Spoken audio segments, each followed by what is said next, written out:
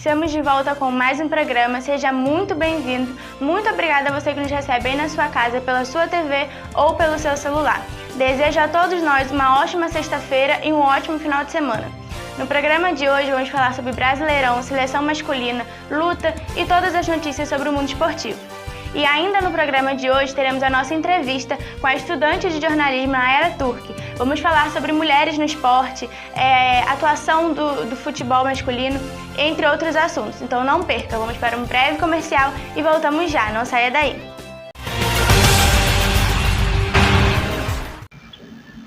Estamos de volta e eu queria saber de vocês como que foi a sua semana, comentem aí embaixo. Agora, falando do sorteio de semana passada, ninguém conseguiu acertar o placar novamente, então decidimos realizar o sorteio de outra forma. Vamos soltar uma foto oficial do sorteio no Instagram da Interior TV. Basta você seguir os passos que vão estar na descrição e pronto, já está participando. Boa sorte a todos! Agora vamos falar do Brasileirão. Estamos na 31ª rodada da Série A. Vamos dar uma olhadinha no que rolou por lá. Atlético Mineiro jogou contra o Corinthians e ganhou de 3-0. No primeiro tempo, teve gol de Diego Costa, aos 14 minutos, que abriu o placar. No segundo tempo, logo aos 6 minutos, Keno faz mais um para o Galo. E ainda não satisfeito com o 2-0, Hulk faz mais um para o Atlético. Atlético Mineiro 3, Corinthians 0. Atlético chegando cada vez mais perto de conquistar o título do campeonato, somando 58 pontos. Palmeiras jogou contra o Atlético Goianiense e deu uma goleada de 4-0. Aos 14 minutos do primeiro tempo, Rafael Veiga abre o placar para o Verdão com assistência de Gustavo Scarpa. Aos 32 minutos, Rony marca o segundo e adivinha, assistência de Gustavo Scarpa. No segundo tempo, o Palmeiras ganhou um pênalti e Gustavo Scarpa, que estava inspirado, marcou mais um para o Verdão e não parou por aí. Nos acréscimos, Breno Lopes também deixou o dele. Palmeiras 4, Atlético Goianiense 0. Flamengo enfrentou o Bahia nesta quinta-feira e ganhou de 3-0. Desde o começo, o Flamengo se estabeleceu no campo de ataque, atingindo cerca de 70% de posse de bola, mas sem conseguir superar a marcação do Bahia e exagerando nos cruzamentos.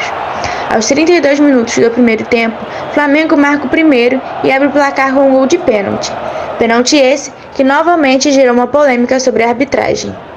E nos 42 minutos ainda do primeiro tempo, Matheus Bahia foi expulso por segundo cartão amarelo. Aos 13 minutos do segundo tempo, Michel faz o dele para o rubro-negro e aumenta a diferença para o Bahia. Tudo rolando bem até os 18 minutos do segundo tempo. Uma confusão entre Rossi e Diego Ribas. Os dois foram expulsos. Aos 44 minutos do segundo tempo, para finalizar, Andrés Pereira deixou o dele. Flamengo 3, Bahia 0. Fortaleza jogou contra o São Paulo e ficou no 1-1. O primeiro tempo foi bem disputado, porém ficou no 0-0. Mas aos 14 minutos do segundo tempo, Robson Fernandes abre o placar para o Fortaleza. Fortaleza estava quase cantando vitória, mas levou um gol do São Paulo nos acréscimos. Fortaleza 1, São Paulo 1. Fortaleza conseguiu se manter no G4 e São Paulo segue próximo à zona de rebaixamento. Santos ganhou do Bragantino de 2-0.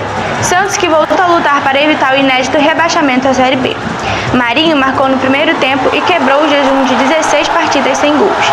Nos acréscimos, Marinho sofreu um pênalti, que foi batido por Carlos Sanches, que fez mais um para o Peixe. Santos 2, Bragantino 0. Juventude enfrentou o Internacional e conseguiu vitória de 2-1.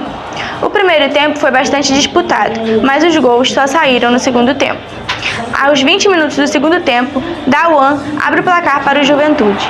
Aos 41 do segundo tempo, Paulo Vitor faz um gol contra e aumenta para o Juventude.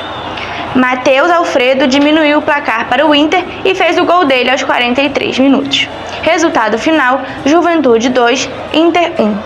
Grêmio jogou contra o Fluminense e teve vitória de 1-0. Grêmio interrompeu a série de 4 derrotas consecutivas ao vencer do Fluminense de 1-0. Aos 17 minutos do segundo tempo, Diego Souza marca para o tricolor gaúcho com assistência de Matheus Sarará. Grêmio 1, Fluminense 0. Atlético Paranaense enfrentou o Ceará e teve vitória de 2-1.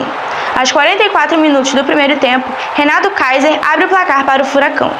Aos 7 minutos do segundo tempo, o Ceará consegue igualar o placar com um gol de Rick Jonathan, mas Pedro Henrique, aos 23 minutos, marcou o gol da vitória do Furacão. E quase no final do jogo, Fernando Sobral leva cartão vermelho e é expulso. Resultado final, Atlético 2, Ceará 1.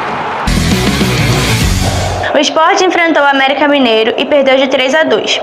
O jogo foi bem disputado. Aos 17 minutos do primeiro tempo, Alexandre abre o placar para o América com assistência de Felipe Azevedo. Aos 7 minutos do segundo tempo, Ademir marca o segundo do América.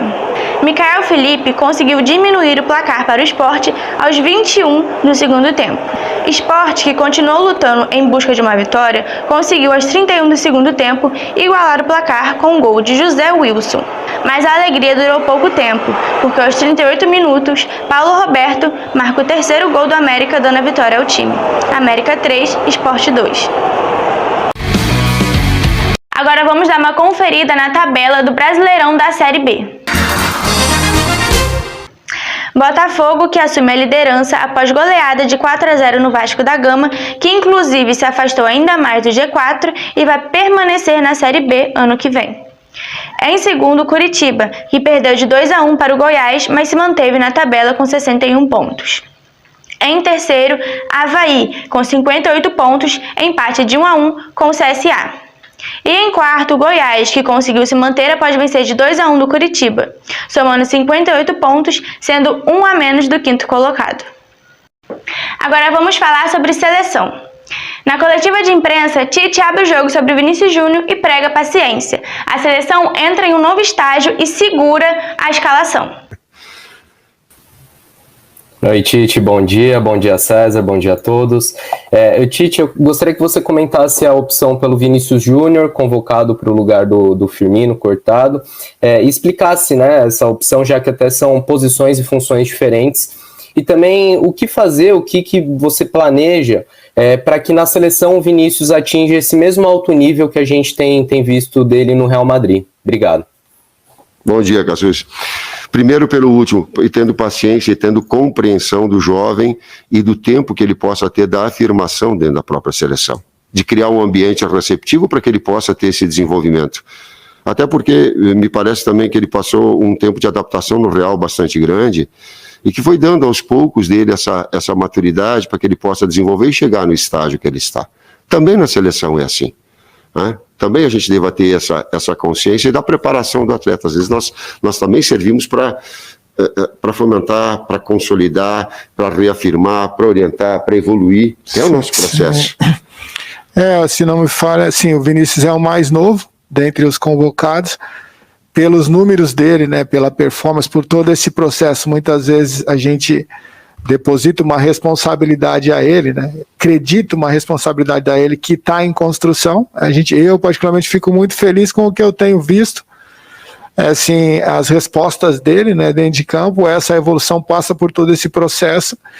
E como o Tite falou, assim, nós estamos aqui para também dessa forma tentar deixá-los, né, confortáveis, porque um dia eu tive esse processo também, né, de buscar o meu espaço dentro da seleção. A gente sabe como é que é.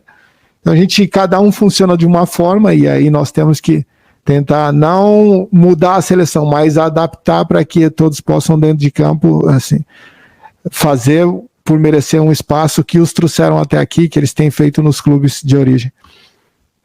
Real trabalha com tripé no meio campo e por vezes sustenta o lado esquerdo, deixando ele numa posição mais avançada para um penúltimo atacante, e eventualmente até o último, quando o Benzema vem um pouquinho mais. Essa posição, função que ele exerce lá. Nós não usamos mais esse tripé.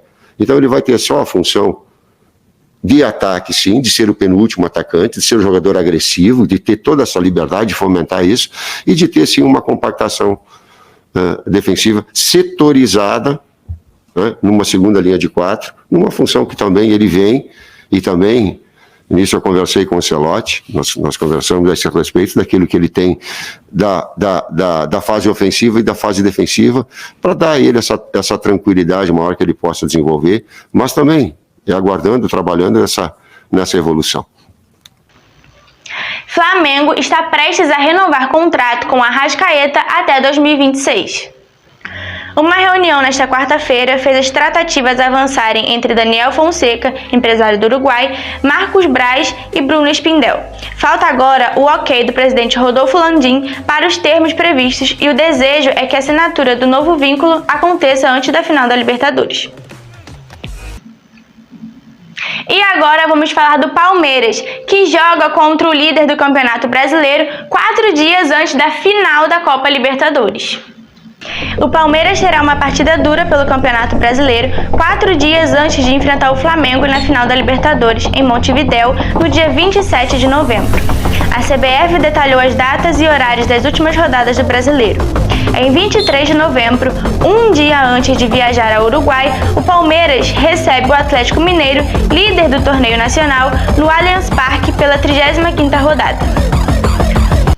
Filho de Anderson Silva, Gabriel Silva, sofre nocaute em primeiro round na luta de kickbox, no evento Fighters Rap 11, realizado na Califórnia.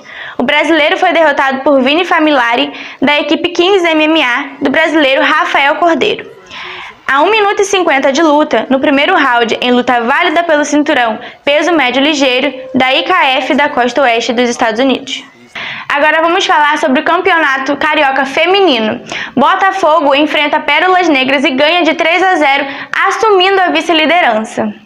Já classificado para as semifinais do Campeonato Carioca Feminino, o Botafogo busca uma melhor posição na classificação da primeira fase. Nesta quarta-feira, dia 10, o Alvinegro goleou o Pérolas Negras por 3-0 em partida disputada no Caio Martins. Emily, Amanda e Carol Lins fizeram os gols. O Botafogo chegou aos 26 pontos, ultrapassou o Fluminense e chegou à vice-liderança da competição. O Flamengo, com 28 pontos, ocupa o primeiro lugar. Agora vamos falar sobre Macaé. Em Macaé, no domingo, dia 7, atletas participaram da seletiva de futevôlei na arena montada pela Secretaria de Esportes em frente ao Clube Cidade do Sol. O objetivo do evento foi selecionar atletas da modalidade feminina quanto masculina para disputar a Copa Intermunicipal da Costa do Sol. Vamos para um breve comercial, mas não saia daí porque na volta estaremos com Nayara Turque.